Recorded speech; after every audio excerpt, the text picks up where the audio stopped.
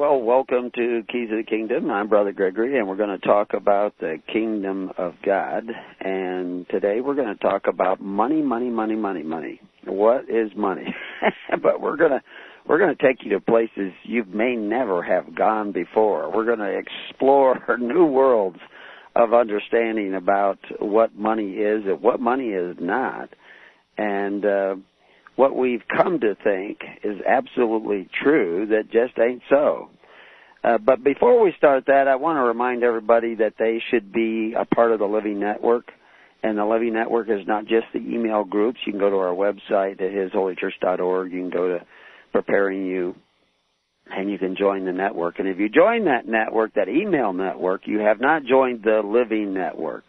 Joining the Living Network means you have to join a congregation of record. And when I say join it, I mean assemble with it.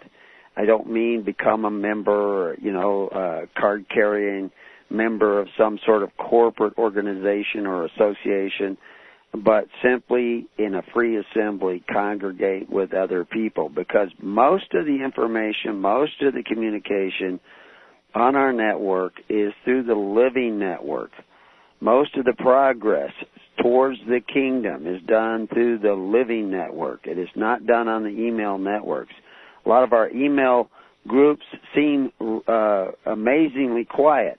It's because people who are actually participating and working are in the Living Network. They have actually assembled with congregations. Now, obviously, our message, even though we try to send it out to the whole world, we're not on major media, at least not too often.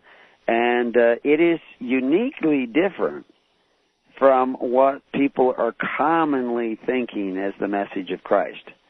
Because most modern Christians are under a strong delusion because they have believed at least one major lie, if not numerous major lies.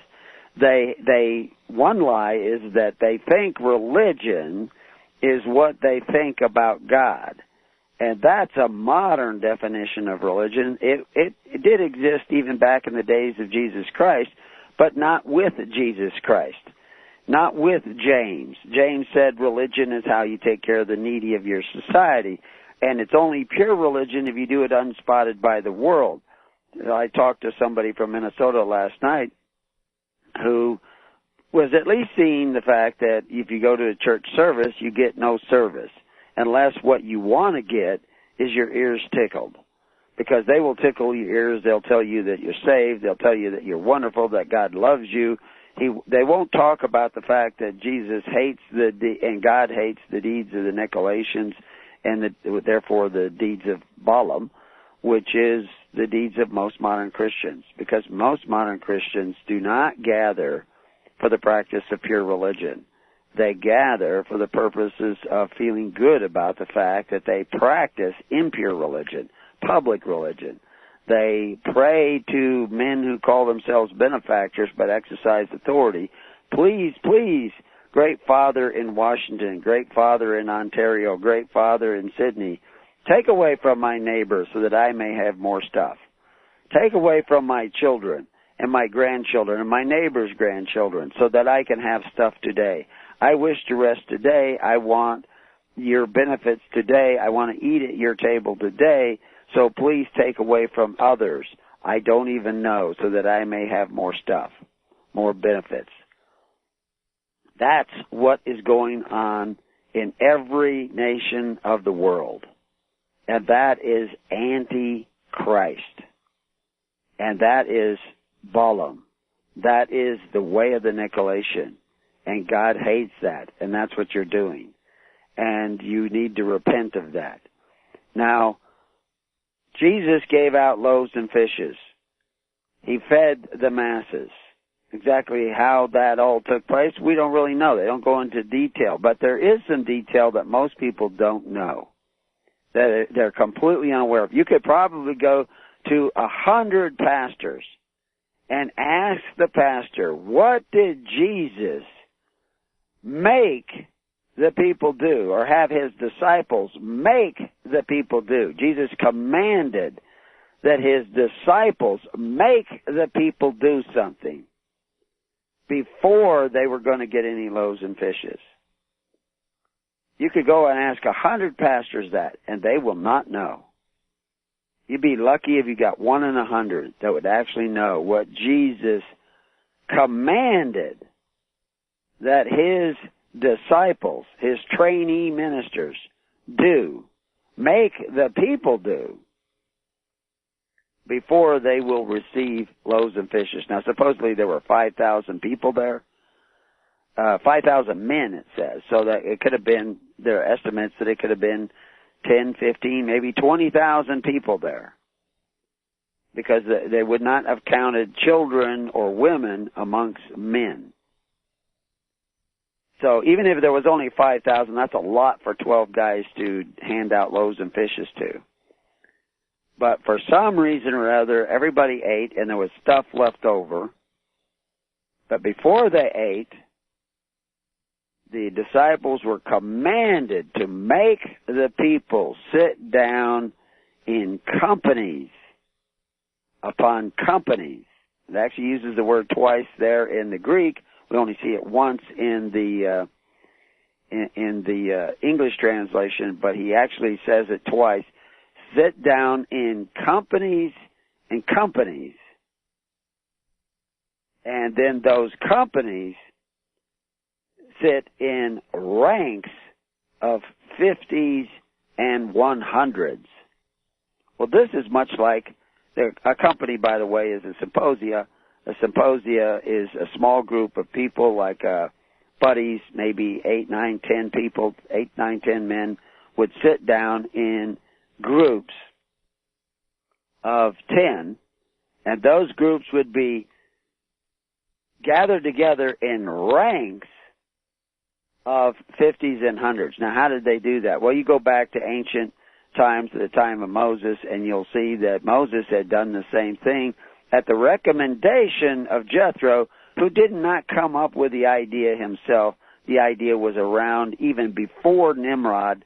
It was around in the days of Abraham. It was around in ancient times of the people gathering in 1050s and 100s. It was still around at the time of Rome.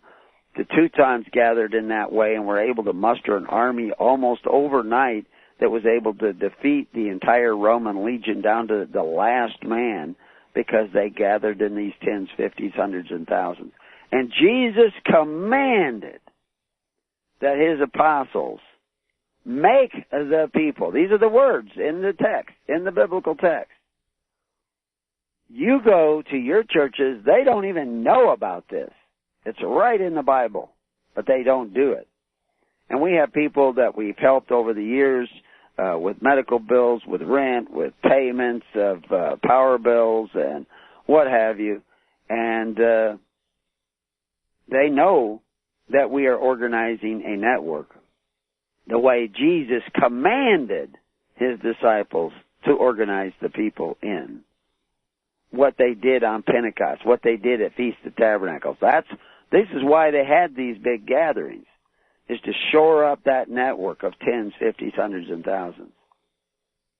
And Jesus is clearly commanding. Very seldom do we see Jesus, we see him commanding demons out of people, but commanding his disciples, make the people sit down in this pattern that was as ancient as man himself. And yet your churches don't do this. And yet we have been preaching this for decades now, and we have people in the email network that are not doing this. They are not gathering in the 10s, 50s, 100s, and thousands. Yet they want to eat the loaves and fishes. They want to come in to the wedding feast. But they will not put on the wedding garment. What is the wedding garment? Jesus came to serve. You come to the wedding and you're a part of the wedding party. You put on the wedding garments. In other words, the character of Christ. You gather together to serve. So yes, we do not have 10 family congregations in every city throughout the land. But that's partly the fault of the people making excuses. Well, I don't really, I don't want to gather, I don't want to assemble, I got to go do this, I got to go do that. And Jesus talks about this, about people not wanting to do what needs to be done in order to be a free society under God. So stop making excuses and start gathering. And as you gather in one 10 group, even though you might have everybody in your group is actually living in a different state. Okay. So expand the network. Be there. Had somebody wanted to gather with people in Kentucky. I've met all kinds of people from Kentucky. But they're not gathering in the tens, 50s, hundreds, and thousands. So when he says there's nobody here in Kentucky, that's not true. But there's nobody there in Kentucky that is gathering in the tens, 50s, and hundreds, and thousands. Nobody's doing that we know of, in a network designed the way Christ said to design your network, to sit down in this network. And so does he join a congregation? Well, as far as I know, he hasn't done that yet. Hasn't joined a congregation yet. So now when the next guy comes to me and says, is there anybody in Kentucky? I will not be able to tell him, because I can't remember that guy's name. I don't know his phone number. I don't know his address. I'm not going to write his name down and his email down under Kentucky so that, oh yeah, there is a guy over here. That's not the way it works. You got to sit down in the tens, 50s, hundreds, and thousands. And then, I will know 10 ministers. That's all I have to know is 10 ministers. And I will tell one of those 10 ministers, I will tell all of them. I say, well, who's covering Kentucky? And then they can say, well, Steve's in Kentucky. And then somebody gets a hold of Steve. And Steve says, well, we got 20 congregations in Kentucky. Where's this guy near? And we tell him. And then he puts him in touch with that nearby group. But if you just expect me to remember thousands of people and their names, God has not given me the ability to remember people's names, I guarantee you. And there's a reason why. Because Christ didn't say, love your ministers. Love Joe Osteen. If you don't go to church next week at Joe Osteen's, you go there this week, and you feel the love, and you don't go next week, nobody cares. Nobody's even going to know you're not there. You could be dead rotten in your apartment. Nobody's going to know. Because Joel Osteen is not telling people to sit down into the tens, 50s, hundreds, and thousands. And why do you do that? Because Jesus said to love one another, not love your pastors. Now, obviously, if you have a pastor, you can certainly love that pastor, but your pastor should be getting you to sit down to love one another. Your pastor's congregation is not you. Your pastor's congregation is his congregation of 9 other pastors. That's the way the kingdom works. If you think it doesn't work that way, it's because you have believed a lie. That's the way it works. The congregation of the minister is the ministers he congregates with. He comes to your congregation of people. We got people that after years of explaining this, go and pick a minister, and they don't know anybody in his congregation. They just pick a minister because they like him and he talks nice to them. Completely the opposite of what Christ has been saying. So anyway, if you go to our website and look up the Free Church Report at Preparing You, we have a table of contents of every chapter in that book about how the Free Church is organized. And we're up to chapter 30 now. We just did a study on it. And we have an hour study on this, and we show you what I just told you. So you can go there, and there's audios there that you can download or you can listen while you read the article, and you can start finding out what Christ actually said. But I told you we were going to talk about money, and we haven't started talking about money. Well, I'm going to start quoting a book. It's the history of global stock market from ancient Rome to Silicon Valley. If you go to page 116, you can read about Bruce Barton. Bruce Barton, consummate salesman and a pioneer of modern advertisement techniques, published a book entitled The Man Nobody Knows. And he doesn't know how true that is. Well, what man is he talking about? Well, Barton's subject, surprisingly, was none other than Jesus Christ. Barton argued that Christ, far from being a dreamer only, interested in spiritual affairs, had been the first businessman. Well, I think that's a gross exaggeration, but he goes on to qualify that. Whose parables, he says, was the most powerful advertisement of all time. Okay, well, now he's trying to make a point. But in this other book, it's actually by B. Mark Smith, The History of Global Stock Markets from Ancient Rome to Silicon Valley. You didn't know that Rome had a stock market, huh? Well, it did have a sort of stock market, and actually all of the Roman Empire had these almost what you could call stock exchanges. They didn't work exactly like the ones we have today, but similarly.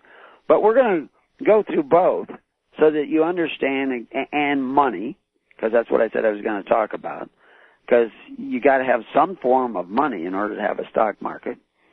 But and then the stock market itself becomes a form of money. But anyway, he went on to talk about this Jesus Christ was, according to Barton, a man who picked up 12 men from the bottom ranks of business and forged them into an organization that conquered the world. Now, we just did another study on, I guess you could call him a theologian who's done a lot of writing back in the early 20s at this same period of time. That was, Barton's book was back, it was the best-selling book in the United States in 1924. And, it was a powerful, really influential book talking about this idea of advertising. And so, we're advertising something. We're advertising the kingdom of God and His righteousness. But that's not real popular with a lot of people. But one of the problems is people can't quite understand what the kingdom of God and His righteousness is. And part of the reason you can't understand it is I can't tell you, which is why Jesus talked in parables. He was sparking the imagination of people so that they could kind of understand. Now, what's happening in the world today is money has been deflating for quite some time. There's been deflation and inflation. And so when I say sometime, over a period of time, these things take place. I mean, during the Depression, a dime went a long way. But during the Depression, a dime was silver. But since then, we've had a lot of inflation. I mean, if you made $10,000 in a year, you were wealthy back during the Depression. That was a huge amount. I mean, you could buy 3 homes for $10,000, furnished homes for $10,000 with real wood, no plastic in it. I mean, real maple, oak, everything for $10,000. So if you made $10,000 in a year, you wouldn't even need a mortgage to buy a house. You'd just pay for it outright. You'd buy your car outright. You wouldn't borrow any money to do this. Now, today, you have to borrow money for 20 years, 30 years, paying it off to have a house that's not nearly as well built. So what's happening?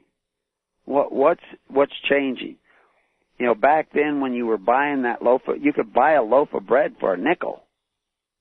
Or there were actually times when you could buy 3 loaves of bread for a dime. Actually, if you go all the way back to Benjamin Franklin, you could buy 3 loaves of bread for a penny. amazing, but it was an actual, now a penny was a little bigger then, but it was an actual copper penny. But all that's changing. What's actually changing? The value of bread or the value of the penny? Well, actually, it's the value of the penny. As a matter of fact, you can't make pennies out of copper anymore because a copper penny is worth 3 to 4 cents. So it doesn't pay to make it. So you have to coin zinc pennies. But anyway, we'll talk more about that later and how that all works. I just wanted to bring up the fact that in a book about global stock markets, they're talking about Jesus Christ being this, creating a system through advertisement that conquered the world. And I disagree with the fact that these men were at the bottom ranks of business. In those days, they were in the lower ranks of business to some degree, at least most of them, but they were well-to-do men of their time. They weren't the fabulously wealthy. There was these hugely fabulously wealthy people at the time, like is it Elon Musk?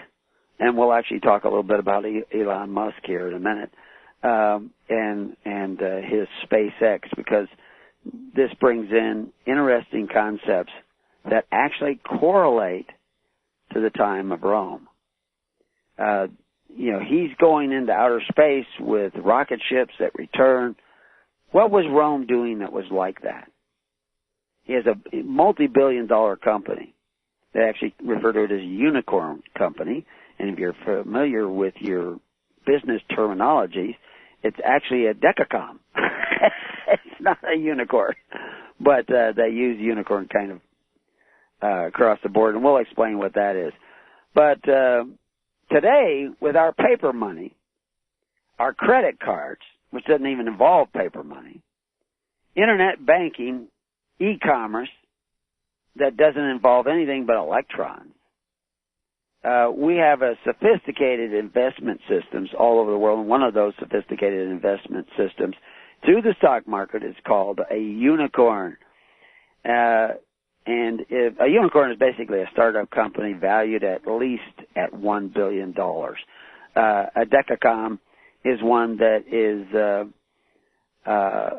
valued at $10 billion. A hectacom is, whatever it is, $100 billion, and so forth. And so these are businesses. These are corporate investment brokerages, all regulated by laws of the Senate and Congress in the United States, at least here in the United States. And you can invest in them, and they call them unicorn investments, generally speaking. And there's a danger of what they call a unicorn bubble, but we'll talk more about that and what that has to do with Rome and what that has to do with Jesus Christ and Christianity. Because it seems like we're a long ways away from the message of Christ here. But actually, we're going to tie them together and you have a better picture of what Christianity is all about.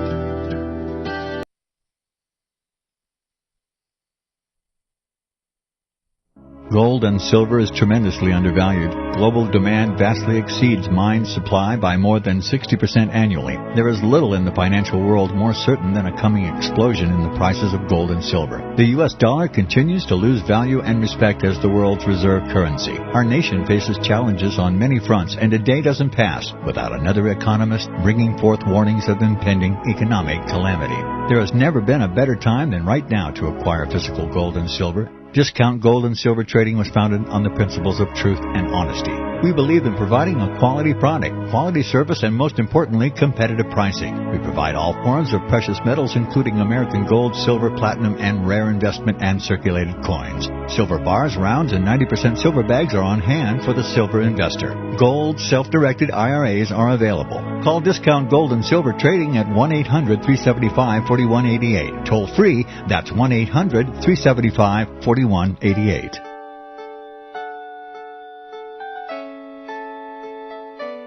The program you are listening to is 100% sponsored by you, the listener, on this First Amendment Rights Media channel. You will notice that there are few commercials on this radio network. There's a good reason for that. corporate advertising dollars come with strings that limit program content. So without your help, these programs cannot continue on Internet or our several affiliates. If you benefit by the educational law programs, we ask you to give. If you are admonished or nurtured by the Bible and ministry programs, we ask you to give. If some voice a cause that you are passionate about, we ask you to give. If you believe in any of these, we ask you to support them as you would a missionary on a continual basis, as if giving a tithe for missionary radio.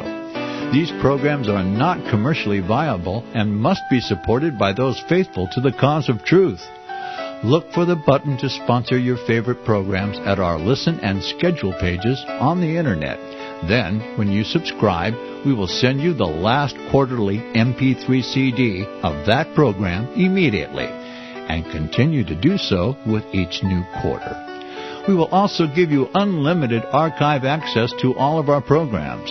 We're asking you to give much less than a tithe, so that you may also send support directly to a particular program host, cause, and anywhere else the Spirit may lead you.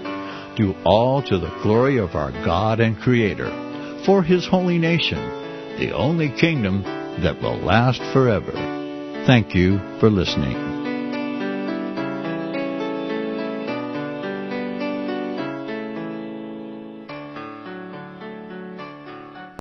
So, welcome back to Keys of the Kingdom. So, I mentioned SpaceX, which is this company started by Elon Musk, who's taking rocket ships into space and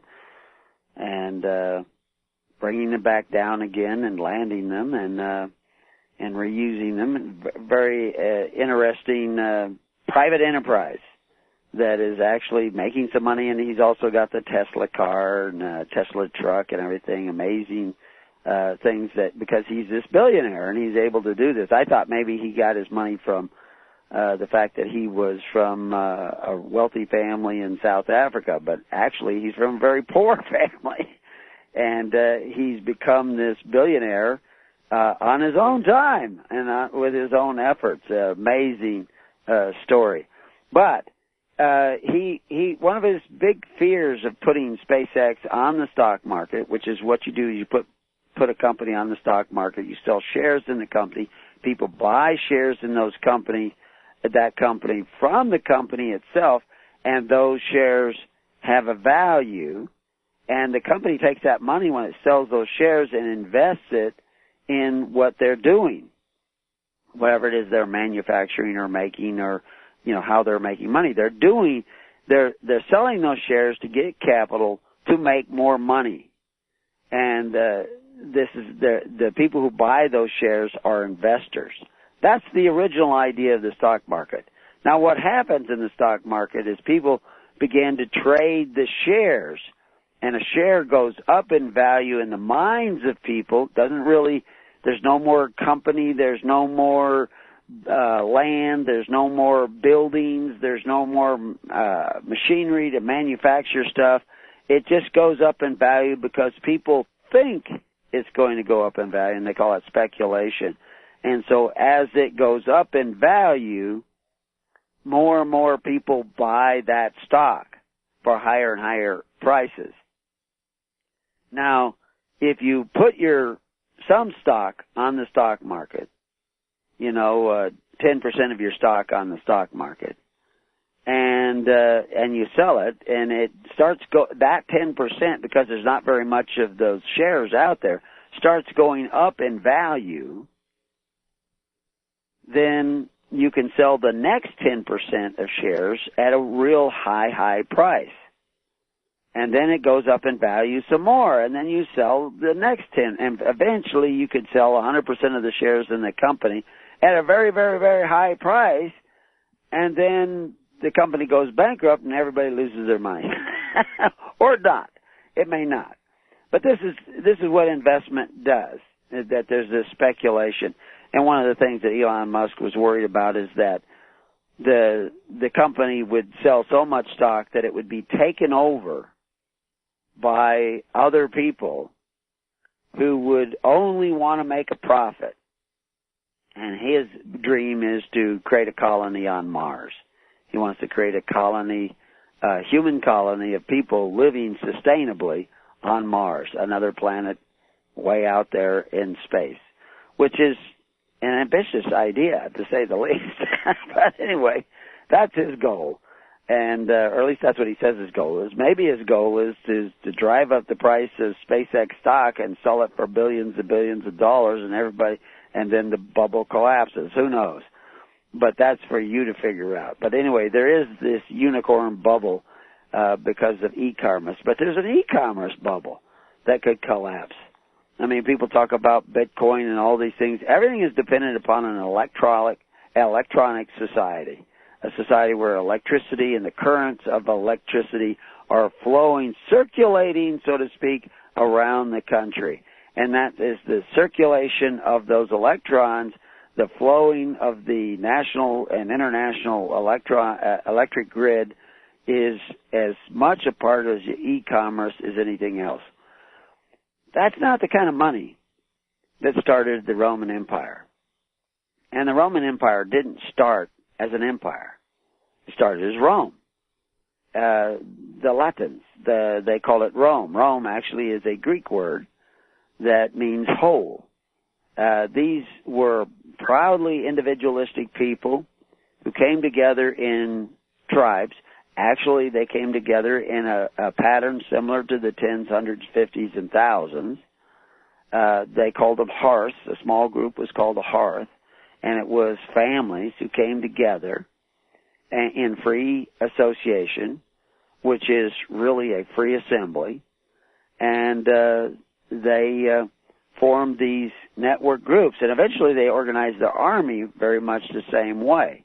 And you see that with their leaders being called decans, leader of 10, and then eventually they had centurions, which were hundreds, and thousands, and so that's how they organized their society. Their army was totally a militia army. It was an unpaid army. They didn't receive wages. They gathered together for the defense of their community, and that was an honorable thing to do, to come to the defense of your community. They had almost no coinage whatsoever in early Rome. I mean, Rome really began as a republic in 500 A.D. 500 B.C. Became a republic in 500 B.C., 500 years before Christ. And they did this by throwing out the Tarquinian kings and setting up this republic. They had a senate almost right away, but that senate could make no laws. Very important. Why? What's the point of having a senate if it couldn't make any laws? What's its job? A senate actually means old men. It's a gathering of old men. It's a gathering of trusted old men. And where did they come from? They came from these tens, hundreds, and thousands. And this is, they had the same thing in the tithing men, and they would eventually get up to this higher, almost like a Wiccan group. I don't think I'm saying the word quite right, but this group of elderly men who were in England. They couldn't make laws. They weren't kings, but they were part of this organizational system. We call it the Sanhedrin in Israel. They had the tens, fifties, hundreds, and thousands. Eventually, they had these 12 high priests, one from each of the 12 tribes. And this was basically before the Sanhedrin. This is what they had as the Sanhedrin. They weren't making laws. The laws were already made. But they were a part of a governmental system that had no king. No, there were no kings. Each man did what was right in his own eyes. And if he had his eyes on God, he would gather together, and they would defend one another. They would help one another. If there was a flood, there was a famine, they would be there for one another. So they never had to go back to Egypt again, back to the pharaohs who would bring them back into bondage. They would help one another. If there was they didn't have money for a power bill. They didn't have money to pay a medical bill. They didn't have any place to go, and the land where they lived was flooded, or the Fukushima went off, and they had to evacuate the radiation, whatever it is, invading army, whatever. They had a network of people they could go to that the basis of that network was charity, love for one another. They would help you out. They'd help you get started somewhere else. And they would be there for you. In order to have that efficiently, people had to sit down in those tens, fifties, hundreds, and thousands. If they didn't do that, they wouldn't know where to go. They wouldn't know who to contact. I mean, Paul knew who to contact when he went to Syria and to Greece and to these different places because they had a network. They had this network of tens, fifties, hundreds, and thousands. This is how the early church was organized. It's not how the Church of Constantine organized, but it is how the Church of Christ organized. And see, today, your modern churches don't organize like Christ said, commanded his ministers to organize the people, because the modern church is the Church of Constantine. The Reformation was not reforming the Church of Christ. It was reforming the Church of Constantine. And it only reformed it back, although I will admit some of the early Protestant churches did organize in the tens, fifties, hundreds, and thousands. Not very many. Most because that it was part of that process of changing the definition of religion from what you do to the fulfillment of your duty to what you think about God. And this, of course, is why there were all these religious wars where people were killing each other over their opinion about Christ and God. Because this group had a different opinion about Christ and God. They thought they had the right to drive them out of their homes, steal their property, and even kill them. And they did this to the tunes of the deaths of millions upon millions of people. It was that Christianity that would do that was under this reform, because you'll find people, both the Catholic Inquisition and the Protestant Inquisition, persecuting and killing people, even the Baptists. I mean, the atrocities that some of the Baptist groups, now I don't want to put everybody into these labels, but there was a Baptist group that seized a city, took over a city, and killed tens of thousands of people because they did not conform to their opinion about God, their religious opinion about God. That of course, is completely anti-Christ. And yet there were Baptists who were doing it. Now, I'm not going to put all Baptists in that group, but the reality is, what is exactly a Christian? What is a real follower of Christ? What was the early church doing? Well, partly to know that, you need to understand what the world was doing. And what world do we mean? The constitutional orders and systems of government of the people back then. What was Rome doing?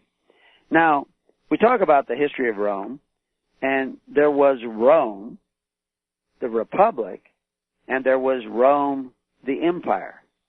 The first 500 years of Rome, from 500 BC till Christ, was basically Rome, the Republic. It was going through transition, but it was Rome, the Republic. At the time of Christ's birth, we're dealing with Rome, the Empire, because Augustus Caesar, the first Caesar, had already seized control after a civil war, and things were drastically changing. And along comes this first businessman, according to Bruce Barton, Jesus Christ, and his parables, and which he called this powerful advertisement of the most powerful advertisement of all times. And these 12 guys, and actually it was more than 12 guys. There were 12 apostles, but there were 120 men in the upper room, or names in the upper room. So that's your tens and hundreds. Those 12 apostles were representative of the 12 tribes. These would become the new 12 tribes. And there were a number of churches that were, there was one church, but there were a number of divisions of that church under each of the apostles, which moved out into different directions. James was in Jerusalem. Assumedly, we have the idea that Peter went to Rome. But the point was is that each of these 12 had 10 ministers that he served that were in a congregation of 10 ministers, which is why you have the 120 names in the upper room. At Pentecost, this number multiplied as the apostles continued to obey the command of Christ and organize the people, make them organize in tens, in companies of tens, and ranks of 50s and hundreds. That word ranks in that same part of the Bible is repeated twice in the Greek text, but you only see it once. It's because, why twice? Because he was creating that network. I've had people over the years constantly tell me, oh, Jesus didn't create a network. He not only created a network, he commanded that his disciples make the people sit down in that very network of tens, fifties, hundreds, and thousands. Now, you're going to have to go look that up. We've given you the opportunity. We show you where it is. And then you're going to have to decide, am I even doing anything that Christ said? I'm doing what Joel Osteen said, but I'm not doing what Christ said. I'm doing what Billy Graham said. I had my altar call, but I'm not going to sit down in tens, fifties, hundreds, and thousands like Jesus commanded, but I'm going to call myself a Christian, and I expect loaves and fishes when I need help. Well, guess what? You didn't come together in the name of Christ yet. So don't tell me about that. If you want to know where to look that up in the Bible, go look it up in Mark 6:38. It's in other places too, but Mark 6:38 tells you the clearest rendition of that. And they didn't harp on this throughout the Bible, throughout the New Testament, because they all knew, like I told you, it was common knowledge for the people of the time. They knew what the tens, fifties, hundreds, and thousands are. They knew what free governments were, and they knew what Augustus's imperial Rome was. The problem is, today, your modern Christian has more in common with the Romans and with the Pharisees than they have with the early church, because they aren't doing what the early church was doing. They aren't doing what Christ commanded that they do. So, by the end of this program, everybody should go to the network, go to preparingyou or hisholychurch.org, and sign up on the email groups. Let them know on the email groups, I want to join a congregation, and I want to call and talk to those people on that congregation or meet with them every week. And I want to be, when the His Holy Church missionaries travel through your community, I want to host them. I want to provide for their presence there. I mean, they're self-contained. They don't need you, but they're coming to serve in the name of Christ, because that's what Christ came to do. They came to serve. Now, if you don't do that and you put that off, then, well, we got a couple parables for you on that. So let's go back to Rome, the Republic. Well, the early Republic of Rome didn't coin any money. Now, they had commodity money. And what is commodity money? Commodity money is money that's value is based in the commodity itself. And it doesn't need to necessarily be coined. And we'll explain more about why I say that. But it might look like a coin, and it might have some markings on it, but those markings are based on what is in the coin. This is so much gold. This is so much silver. It's what the Old Testament calls just weights and measures. Well, is gold and silver and bronze and copper and brass the only commodity monies that there are? No. Any commodity is a commodity money. I could bring you 10 sheep, and that's commodity money. I could bring you a sack of wheat, A modius of wheat, a Roman modius of wheat was about 30 pounds. And that's money. Early America, they didn't always have enough coins to do business. So they used sacks of grain as, I'm bringing in grain. And, the storekeeper would put the grain in the back room. He'd take a look at it. He'd give you a value for that. And he might even list the value in silver coin, but he doesn't give you the silver coin. He gives you credit because he doesn't have the silver coin. He gives you credit on stuff in the store. But he's basing it on the value of a silver coin at that time to him. And he makes a trade. Now, if you're trading with the Indians, it might be, you have wampum out there, a blanket. Give me these many furs, I give you this blanket. Give me these many furs, I give you this axe. Give me these many furs, and I'll give you this. And so all those things on the table there are commodity money. A bag of tobacco, commodity money. A stack of furs, commodity money. Axe heads, axe handles, commodity money. That's the Indians did this. They used spear points and arrowheads as commodity money. Widows could sit there and chip arrowheads and make arrowheads all day, and when Indian came back with a deer or an elk or whatever, she could give him an arrowhead, and he would give her meat, and she could eat. So she was the mint. She was minting the money. She didn't have to stamp on it a value. They could look at it, and they knew the value of it. And they made a trade. And so that's commodity money. And that's just weights and measures is, so much grain, 30 pounds of grain. So we put that value on it. Well, they also made whiskey money in early America because it was hard to transport 1,000 pounds of grain over the hills of the Appalachian.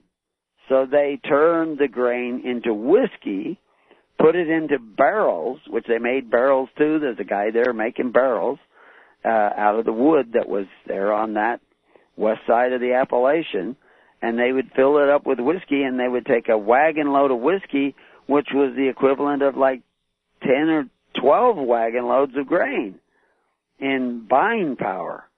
People actually who didn't drink a drop of whiskey would trade in whiskey because it had a value, and it kept. It didn't go bad. Grain could go bad, but whiskey didn't usually go bad. It got better, aging in the barrel. The same is true of gold and silver. It doesn't go bad. It doesn't burn up in the fire. It's still there. And so the Romans traded in gold and silver. They traded in iron.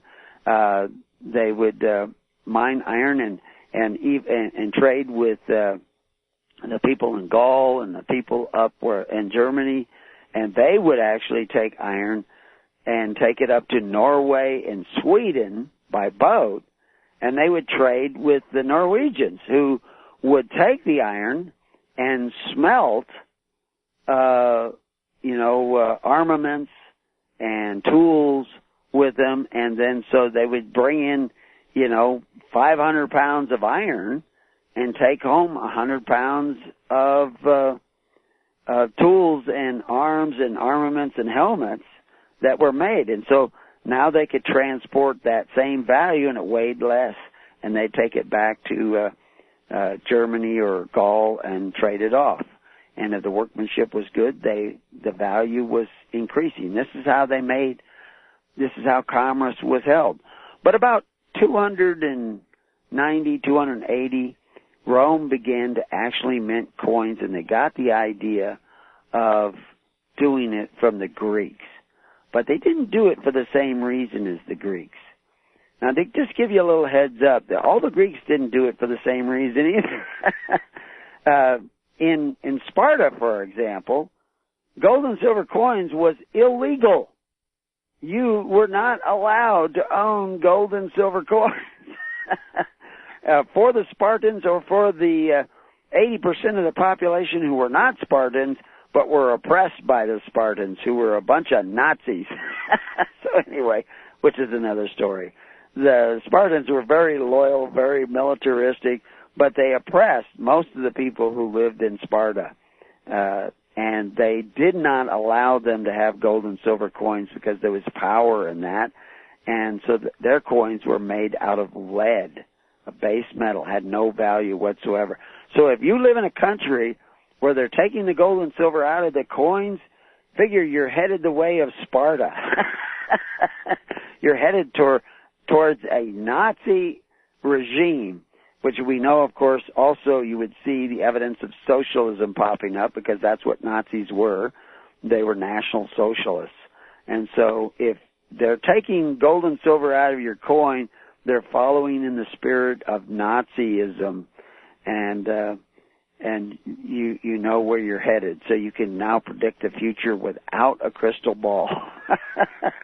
And of course, you're already in that future, so enough said about that. But anyway, to stay on the topic, so they minted gold and silver coins in Rome, but they usually did it in commemoration of some sort of political or military event. And why in this political or military event, why were they minting the coin? They had an unpaid army, so it wasn't to pay the army. So what was it all about? Well, we'll tell you when we return to Keys to the Kingdom. So I'll hold you in suspense till then.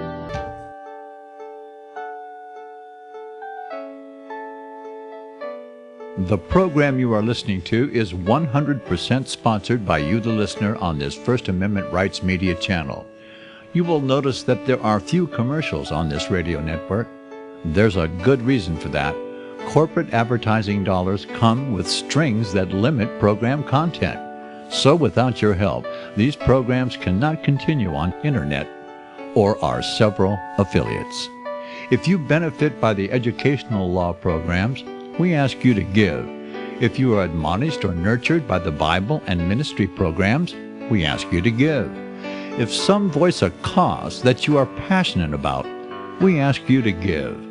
If you believe in any of these, we ask you to support them as you would a missionary on a continual basis, as if giving a tithe for missionary radio. These programs are not commercially viable and must be supported by those faithful to the cause of truth.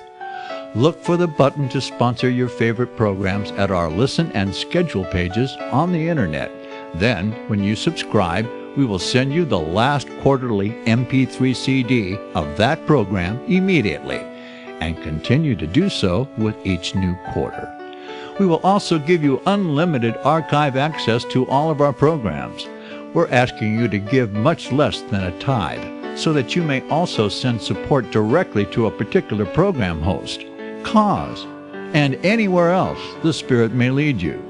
Do all to the glory of our God and Creator, for His holy nation, the only kingdom that will last forever. Thank you for listening.